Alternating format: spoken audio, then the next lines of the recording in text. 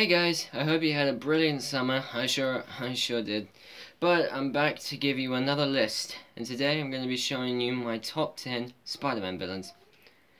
For this list, I'm counting some of Spider-Man's greatest foes, but it will only be Spider-Man rated, not ones that belong to another superhero, but have gone up against him.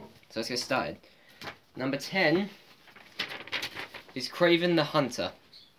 Kraven the Hunter has been deemed possibly the greatest hunter in the world. Well, yeah, it's his name. But not only that, he is an expert in guerrilla warfare and has hunted just about every animal and has deemed Spider-Man possibly his greatest hunt yet. Not only that, he's an expert in several forms of martial arts. Number 9, the Vulture. Vulture is actually one of Spider-Man's more popular ones since he is gaining more popularity after his appearance in Spider-Man Homecoming when he was portrayed by Michael Keaton. And not only that, he created this flight suit so that he could get back at, as he says, the vultures that destroyed his research. With the suit, it not only gives him the ability to fly, but also gives him increased strength as well. Number 8, Chaka. Chaka was also featured in Spider-Man Homecoming, but I can't actually remember who played him, so sorry about that. But Chaka is actually one of the few members that are recognizable to be in the Sinister Six, which is a team of Spider-Man's enemies that band together in order to defeat the web crawler.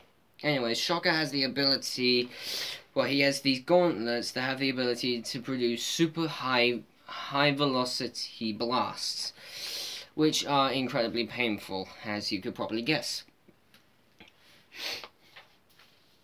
But he has been in several forms of Spider-Man cartoon. Number 7, Rhino. Possibly his strongest foe, well, actually his biggest. This once normal Russian, everyday kind of guy, was trying to get his family into the US, but Russia wanted him to do an experiment which would increase his strength and his momentum, turning him into the Jolly Grey Giant. I mean, I'm paraphrasing, but his strength is increased so much, it's nearly impossible for Spider-Man to do it alone, and he could actually go toe-to-toe with the Hulk. I would love to see that fight. Number 6, Electro. Electro has been portrayed in the Spider-Man movies. He was only in Amazing Spider-Man 2, though. But that was when he was played by Jamie Foxx. That wasn't too bad, but I wasn't completely on board with it. Anyway, Electro was once an everyday cable guy until an accident with the electricity coursing through him caused him to have the ability to control it. So not only that, he can pass through any electrical appliance, so he can go through plug sockets, TVs, cameras, radios, anything that is powered by electricity. Number 5, Scorpion. Scorpion was actually referenced in Spider-Man Homecoming as it was his alter ego, Matt Gargan. Sorry, not Matt Murdock. But Scorpion was actually a guy that was...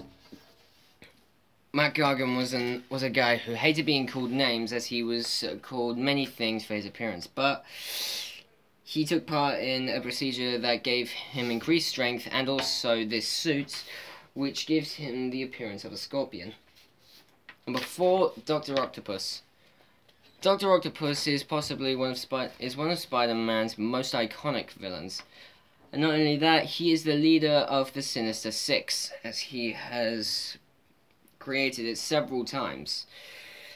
But not only that, he was once a brilliant scientist until he went insane after having these arms bonded to his skeleton.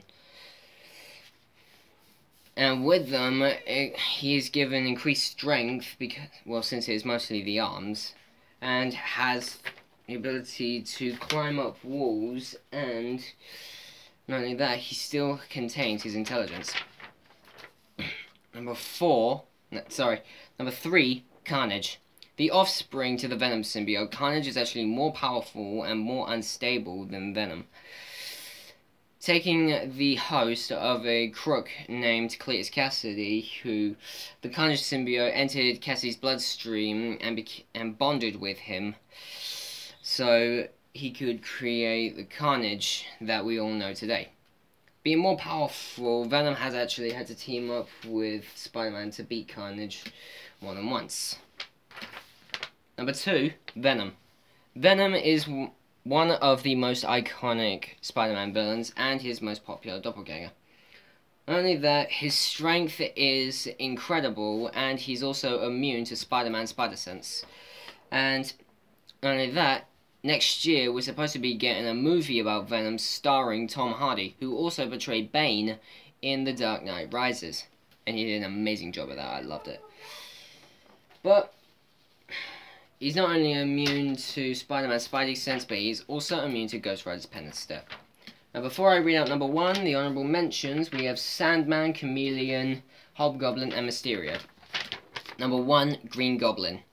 Possibly Spider-Man's most devastating foe and his arch-enemy, the Green Goblin was actually the murderer of his first girlfriend, Gwen Stacy, after he threw her off the bridge, and Spider-Man actually caught her, but the Force actually broke her neck.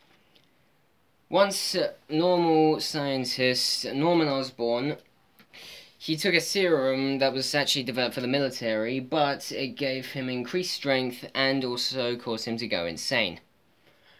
Packed with his pumpkin bombs and his glider, he is a true force to be reckoned with.